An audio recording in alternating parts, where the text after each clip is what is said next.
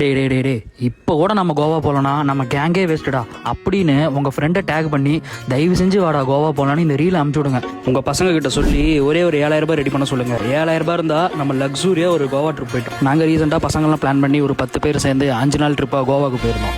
முக்கியமான கண்டிஷன், யாரும் அட்வான்ஸாக பே பண்ணிவிட்டு பேக்கேஜ் தருவாங்க அப்படின்னு நம்பிட்டு போகாதீங்க. ஃபுல்லாக அது ஸ்கேம் தான். நான் ஒரு நம்பர் தரேன், இவரை நம்பி போகலாம். ஏன்னா இவர் தமிழ்காரர் தான், அதுவும் உடுமலைப்பேட்டைக்காரு.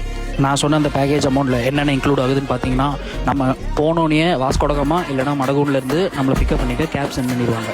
அதுக்கப்புறம் நமக்கு ரெண்டல் பைக்ஸ் தருவாங்க. அது பெட்ரோல் மட்டும் நம்ம பார்த்துக்கணும். நம்ம பைக் எடுத்துகிட்டு 3 days கோவாக்கு நம்ம எங்கே வேணாலும் போகலாம். மேக்ஸிமம் சவுத் கோவா கவர் பண்ணாமல் நார்த் கோவா கவர் பண்ணுங்கள். நிறைய பேர் சவுத் கோவா தான் நல்லா இருக்குன்னு சொல்லுவாங்க. ஆனால் நார்த் கோவா போனால் தான் நமக்கு கண்ணுக்கு குளிர்ச்சியாக வரலாம். பேக்கேஜில் நமக்கு வேறு என்னென்ன ஆட் ஆகும்னு பார்த்தீங்கன்னா, வாட்டர் கேம்ஸ் ஆட் ஆகும். அதுவும் 5 கேம்ஸ் நமக்கு ஆட் ஆகும். அதில் கண்டிப்பாக உங்களுக்கு ஸ்கூபா டைவிங் வந்துடும். அட் த சேம் டைம் எப்போவுமே நீங்கள் பிளான் பண்ணிங்கன்னா நவம்பர் டிசம்பர் இந்த டைமில் போகிற மாதிரி பிளான் பண்ணிக்கோங்க.